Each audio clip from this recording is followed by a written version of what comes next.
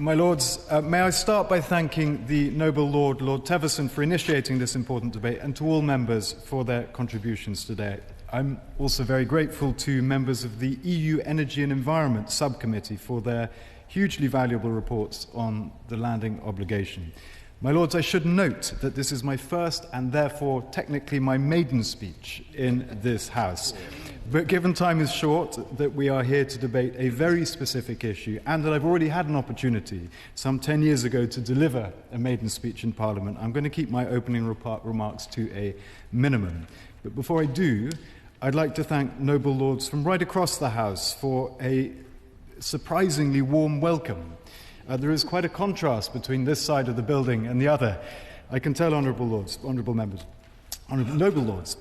In particular, my two distinguished supporters, my noble friend Lord True, who I had the pleasure of working with when he led Richmond Council, and who really showed me how politics should be done at the local level, and my noble friend Lord Randall, who I first met in the other part of this complicated compound when he was the Deputy Chief Whip. And it is a miracle, I have to say, that we remain friends. But we did, and it had something to do, I think, with our shared passion for nature. May I also thank my noble friends and DEFRA colleagues, Lord Gardner and Baroness Chisholm, for their extraordinary patience in showing me the ropes here from the moment I arrived. Finally, for the same reason, my sincere thanks to the doorkeepers, to the police officers, the clerk of the Parliament's parliamentary staff and Black Rod, who have all at varying times explained the procedures and prevented me from getting horribly lost. I had the honour of representing my home community, Richmond Park and North Kingston, for nearly 10 years, with the exception of a short 6-month window in 2016, where my constituents kindly sent me off on a short sabbatical. But while I will miss working directly for my former constituents, I think we can agree that they aren't short of representation here in this House. And it's a pleasure to see the noble Baroness Lady Kramer on the other benches. I've lost count, and I think she'll understand what I'm saying. I've lost count of the number of times that I've knocked on the door of a resident to be told by a very pleased-looking occupant that they're not able to vote in a general election. I sometimes resist asking why, just to cause a flicker of disappointment. I know that my appointment to this House wasn't everyone's cup of tea. One political rival described me, and I apologise if this is inappropriate, described me as a turd that won't flush. A phrase my children are very unlikely to let me forget. But equally, I know that many of those heroic people who are engaged in the battle to protect this extraordinary planet that we inhabit and the species it holds are cheered by having another voice in Parliament. And it is an enormous privilege. The environment has preoccupied me for as long as I remember. It dominated my work in the Commons, and I'm enormously grateful that I'm able to continue doing so full-time as part of a government that has made tackling these issues a top priority. Now, the environment may not be everyone's most immediate concern in the way, for example, that education, health, security, and so on often is. But given our total dependence on the health of this planet, the damage we are doing to it is self-evidently the most important. And there can be no doubt that we are damaging the planet. Every minute last year, it is estimated the world lost the equivalent of around 30 football pitches of forest. Since the 1960s, just a few years before I was born, we've lost half the world's land animals. And today, we're told that 1 million species are facing extinction. The noble Baroness, Lady Bennet, made the point graphically in her speech. Our marine environment has fared no better. As the noble Viscount Lord Hanworth explained, nearly a third of the world's fisheries have either collapsed or are close to collapse. Half of the world's coastal areas have been degraded. And if trends are allowed to continue, by 2050, we're told the oceans will contain more plastic than fish, if measured by weight. Now, all these things matter in and of themselves, but they matter to humanity as well. Forests, for instance, underpin the livelihoods of well over 1 billion people. Some 200 million people depend on fishing for their immediate livelihoods. And ultimately, of course, we all depend on nature. So we have an enormous amount to do to restore some form of balance in the relationship between our species and the surrounding world. And I don't believe that any government in the world is doing enough, but I am proud of what this government is doing on land, at sea, at home and abroad. The subject of this debate concerns the seas broadly, and so therefore that will be my focus. As custodians of the fifth largest marine estate globally, it is, I think, a source of immense pride that we're on track through our magnificent Blue Belt program to protect an area of ocean of around 4 million square kilometers around our overseas territories, an area roughly the size of India. Our overseas territories, incidentally, harbour around 90% of all of our biodiversity. That's the reason our Prime Minister has said repeatedly that 2/3 of the world's penguins are British. I'm not going to argue with the figures, but I've used it myself from time to time. What better reference can there be? Last year, we committed additional funding for the Blue Belt, and I'm absolutely determined, as one of the ministers responsible for this area, to see it grow much further still.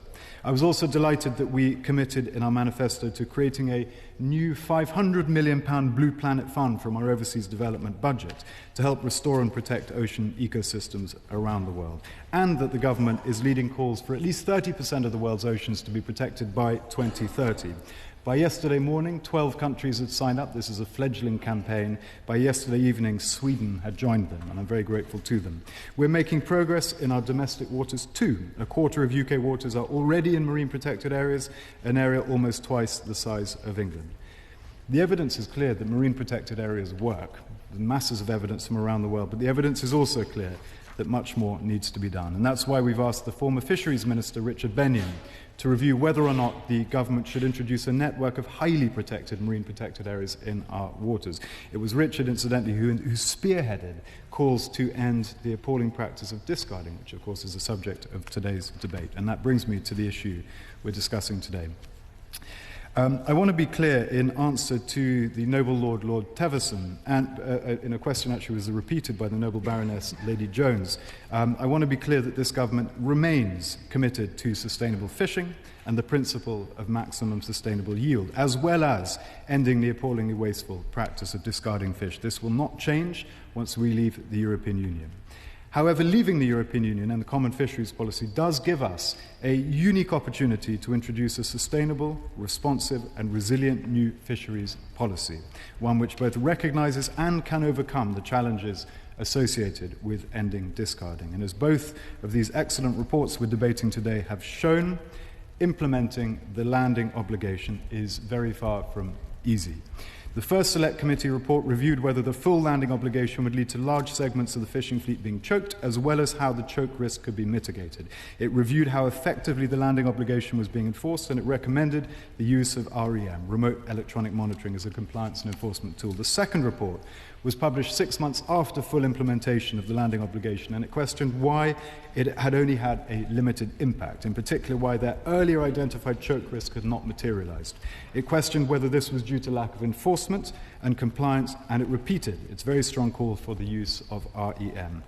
The Noble Duke Lord Montrose has pointed out in his very eloquent speech that there is no doubt that one of the reasons for the difficulties is the nature of UK fisheries, the fact that our fisheries are so mixed, and the inherent risk of choke, which is exacerbated by the CFP's outdated allocation of fishing opportunities, which was effectively based on the fishing patterns in the 1970s, has made implementation of the landing obligation extremely challenging. And this is particularly the case in areas where there's a need to protect and recover vulnerable stocks, often where the UK's share of quota does not accurately reflect the balance in our mixed fisheries. So leaving the CFP is a huge opportunity. It allows us to address many of these issues. For example, in the Celtic Sea, where Celtic Sea cod numbers are low and haddock numbers are high, we would want to ensure that our share of cod quota was sufficiently high to enable our industry to catch the haddock that they're entitled to catch. And it doesn't mean,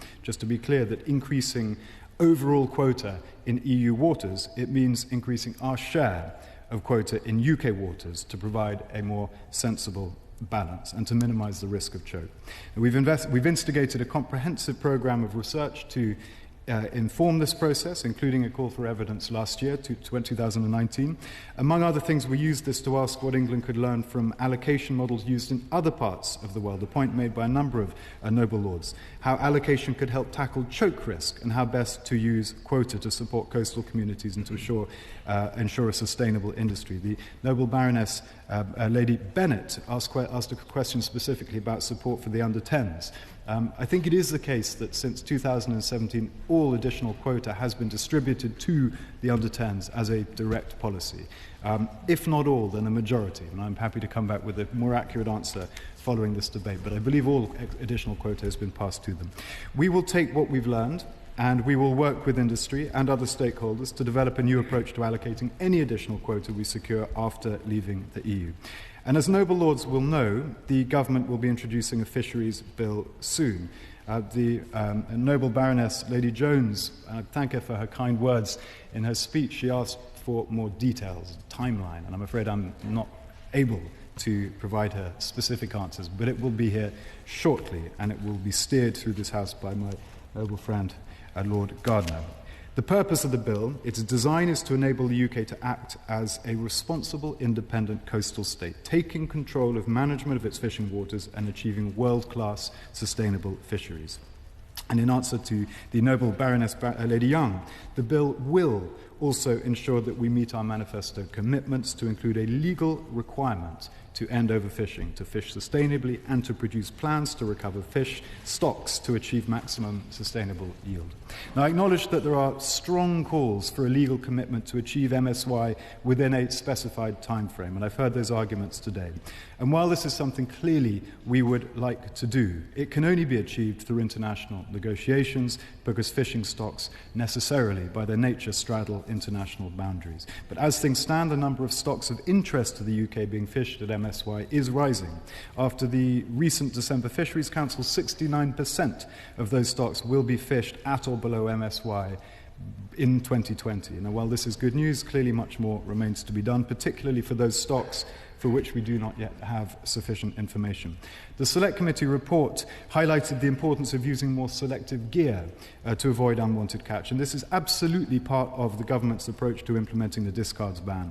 Across the UK, £5.3 million of European maritime and fisheries funds has already been used to support the landing obligation by improving port infrastructure to prevent the waste of fish that would otherwise have been discarded, a point made by the noble Baroness Lady Byford. A further £4 million has supported more selective gear types, as well as diverting fishing activity to less restricted species. And after the CFP, we are committed to introducing grant schemes of our own across the UK to continue that work. The committee's two reports raised concerns about the extent to which landing obligation is being monitored in UK waters and the rules enforced. Through the MMO, the Marine Maritime Organisation, the government has put a lot of effort into ensuring that the industry has the right information available to support compliance. And the equivalent organisations have done the same in the devolved nations. And alongside this, the MMO is stepping up enforcement. In England, between 2018 and 2019, the MMO has more than doubled the number of inspections of landings. And in answer to the noble Baroness Lady Young, it has also nearly doubled the number of inspections out at sea. In Scotland, inspections against landing obligation rules have also increased significantly.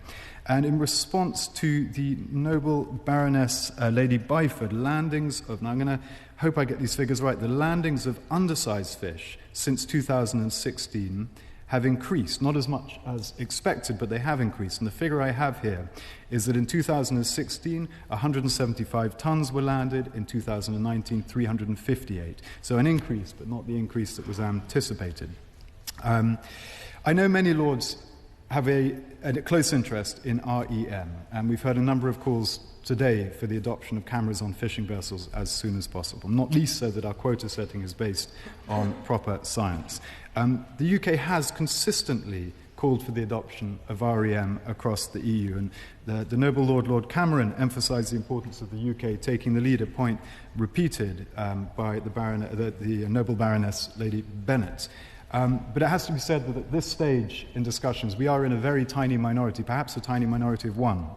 After we leave the CFP, we will have the power to make this decision, of course, unilaterally. But as the Select Committee reports themselves have made clear, compliance for many fishers remains extremely challenging, and it may be that we need to facilitate the transition to the mandatory use of REM before it is introduced for compliance purposes, a point that we discussed when we met just a few days ago, Noble Lord Teverson. We will work with industry, environmental groups, retailers and others on this as we consider the right approach. And finally, as a number of Noble Lords have highlighted in the debate, fisheries is a devolved matter which is important to all parts of the UK. Obviously, we must and we are working as closely as we always have with our colleagues in the devolved nations, as well as those in the Crown dependencies, and we will ensure that their views are fully taken into account. And I want to end by saying that much of this work was begun by Richard Benyon in the other place when he was Fisheries Minister, and I think it is only right that we should continue to lead the way after we leave the European Union. Once again, may I thank Noble Lords for taking part in this debate and for raising some extremely important points, which I will take back to my department. I'll be discussing with my colleague here, the Noble Lord, Lord Gardner. Thank you. Yeah.